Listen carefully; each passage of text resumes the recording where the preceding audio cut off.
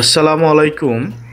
নিলামে বা অপশনে কিনা মোটরসাইকেলের রেজিস্ট্রেশনের প্রয়োজনীয় যে সকল কাগজপত্র আপনাদের সাথে রাখতে হবে এবং যে সকল কাগজপত্র বিআরটিতে প্রদর্শন করলে বিআরটি কর্তৃক আপনাকে একটি রেজিস্ট্রেশন নাম্বার দিবে এবং সেই নাম্বারটি দিয়ে আপনি আপনার গাড়ি চালাতে পারবেন রাস্তায়।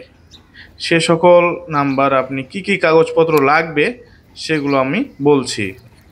1 number paper cutting, 2 number CS copy, 3 number দরপত্র গ্রহণ, 4 নাম্বার বিক্রয় আদেশ, 5 নাম্বার বিআরটি কর্তৃক সিসি নির্ধারণ, 6 নাম্বার টাকা জমা দেওয়ার রসিদ সমূহ, 7 নাম্বার কাস্টম অফিসারের মন্তব্য, 8 নাম্বার কাস্টম অফিসারের ছাড়পত্র, 9 নাম্বার কাস্টমস ডেলিভারির order, 10 number custom delivery invoice, 11 number নিলাম কর্তৃক ক্রেতার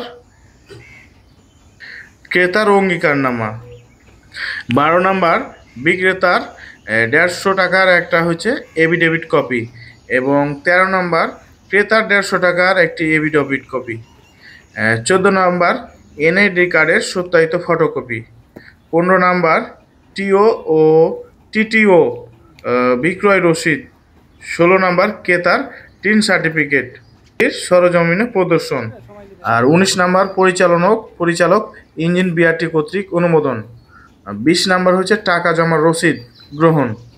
এই সকল কাগজপত্র থাকলে আপনি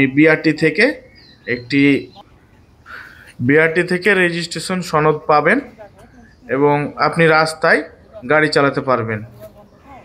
ধন্যবাদ সবাইকে, ভালো থাকবেন।